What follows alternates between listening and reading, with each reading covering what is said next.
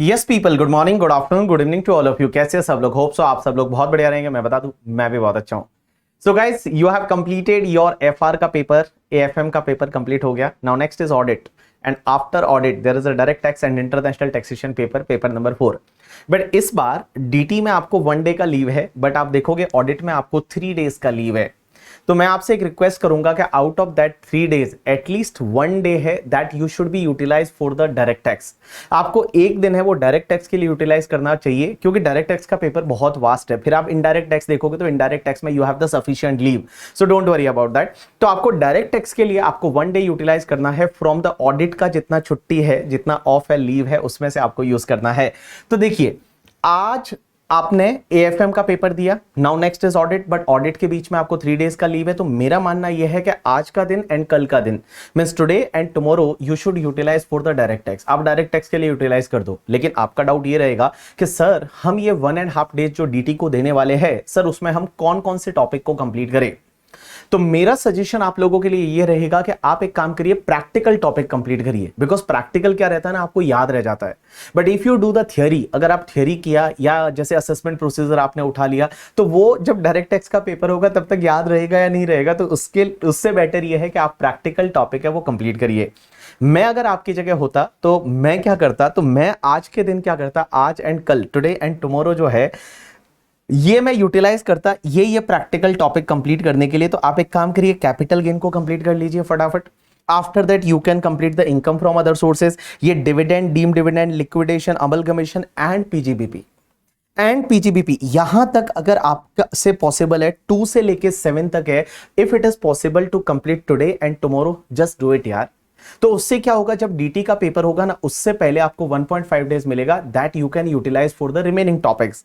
And अगर आपका ये भी हो जाता है फटाफट, इतना आपने ऑलरेडी कर लिया, एंड उसके पास अगर आपके पास टाइम है, तो you can do this type of topic also, like this political party electoral trust, बहुत सिंपल सा, विद इन 5 मिनट्स टॉपिक हो जाता है। After that this firm LLP AOP BOI, maximum 30 minutes में ये टॉपिक हो जाता है। उसके बाद आप अगर करना चाहे तो business trust, investment fund, securitisation trust, and उसके साथ में एएमटी है, ये आप कर सकते हैं। तो एटलीस्ट आप 2 से लेके और 12 तक जो अपनी कॉम्पैक्ट में टॉपिक है, वो टॉपिक अगर आप चाहे तो आप कर सकते हैं इन 1.5 डेज में।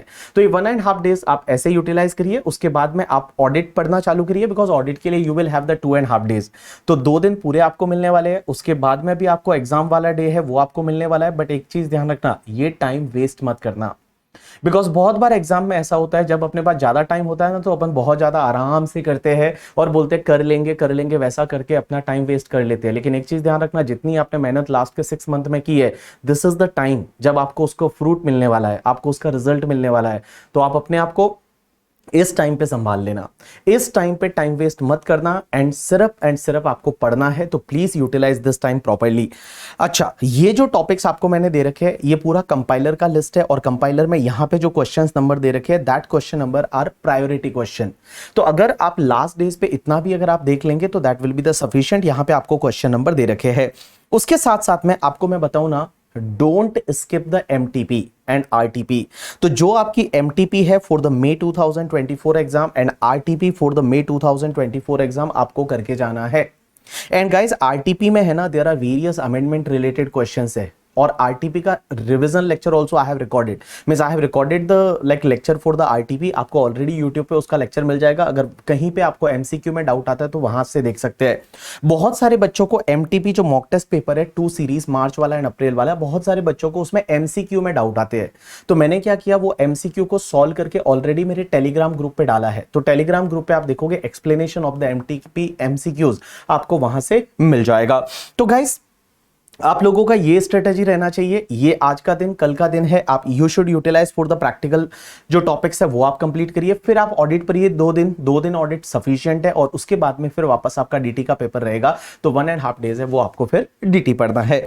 उसके साथ साथ में मैंने आपको यहाँ पे इंपॉर्टेंट केस लॉज का लिस्ट दे रखा है गाइस। यहाँ पे मैंने आपको 25 केस लॉज है वो सेलेक्ट करके दे रखे हैं, that is applicable for your examination. और मुझे लगता है इसमें से आपको एग्जाम में क्वेश्चन मिल सकता है। So there is 25 case laws का लिस्ट है वो आपको देखना है। उसके साथ साथ में गाइस मैंने यहाँ पे एक सुपर 18 क्वेश्चन बना के दिए है। सुपर 18 क्वेश्चन अगर आप देखोगे तो बहुत ही अच्छे क्वेश्चन है। ये 18 नंबर क्वेश्चन है। ये बेसिकली इक्वलाइजेशन लेवी का क्वेश्चन नहीं है, ये बेसिकली आपका 80 डबल जे डबल ए से रिलेटेड क्वेश्चन है, ठीक है। चलिए उसके बाद में अगर मैं आपको बताऊं ना, एक और क्वेश्चन मैंने ये इक्वलाइजेशन लेवी वगैरह का ले रखा है, काफी अच्छा क्वेश्चन है। उसके बाद में मैंने ट्रांसफर प्राइसिंग से, I don't know why but मुझे ऐसा लगता है कि ट्रांसफर प्राइसिंग में रेंज कॉन्सेप्ट आ सकता है, तो मैंने यहाँ पे रेंज कॉन्सेप्ट का क्वेश्चन है वो आपके लिए लिया है in the super 18 question. Range concept से रिलेटेड आपको यहाँ पे क्वेश्चन मिल जाएगा। उसके बाद में एक बहुत प्यारा क्वेश्चन मैं आपको बताऊं ना, दैट इज द अमेंडमेंट से रिलेटेड था जो मैंने लिया था, and that question number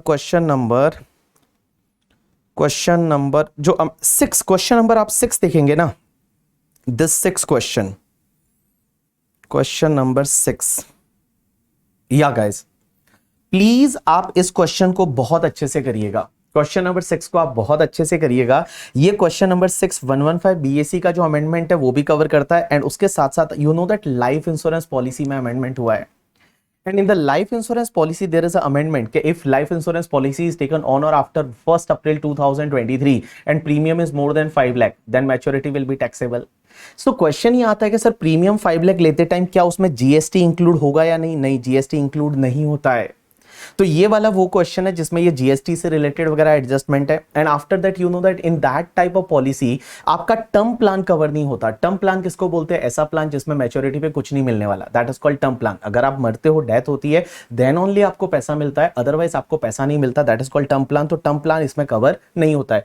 guys आप एक काम करोगे, आपको अगर ये क्वेश्चन के एमसीक्यूज में थोड़ा बहुत भी दिक्कत आता है, आप एक काम करिए, on the YouTube I have uploaded the RTP lecture for CA intermediate. This question I have opted from the CA intermediate. This question is not from CA final but CA intermediate RTP.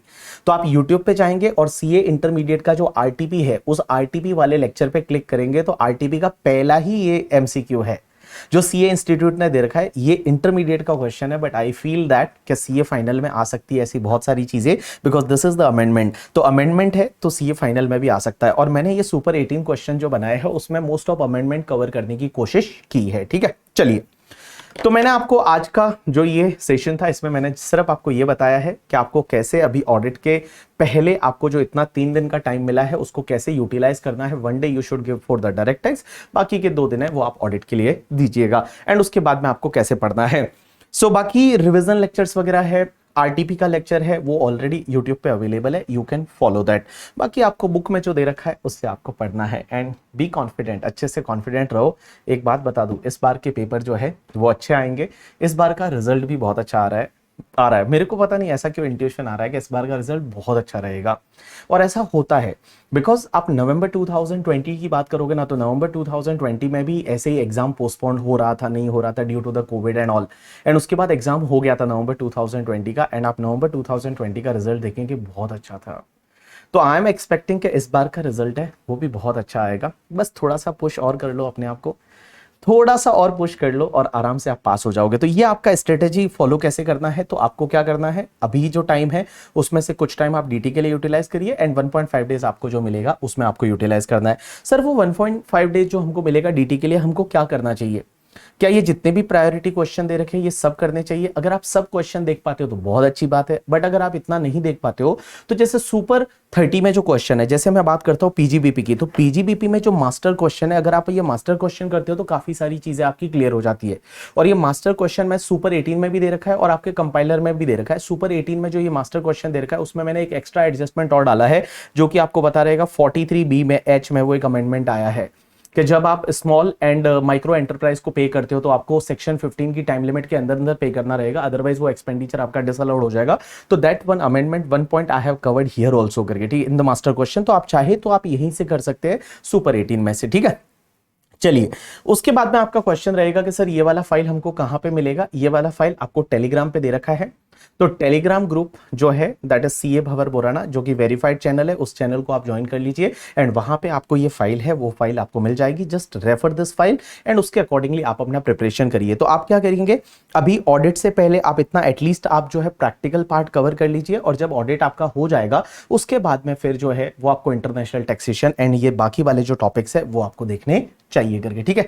चलिए, and एक और चीज मैं बताऊं sir, क्या हमको last day पे revision lecture या मैराथन लेक्चर वगैरह कुछ देखना चाहिए या नहीं देखना चाहिए? देखो गाइस, बड़ा सिंपल है। अगर आपसे बुक से पढ़ पाते हो तो first priority you should give to the book. आप अगर कॉम्पैक्ट से पढ़ के हो जाता है बेस्ट है करके, ठीक है। अगर आपको किसी टॉपिक में नहीं हो पा रहा है उससे और ज्यादा टाइम लग रहा है, then you can listen the revision lecture, and revision lecture सुनने के बाद में फिर आप उसके 2-4 क्वेश्चन है वो आप देख सकते हैं करके, ठीक है। चलिए, so thanks a lot people, that's enough for today from my side.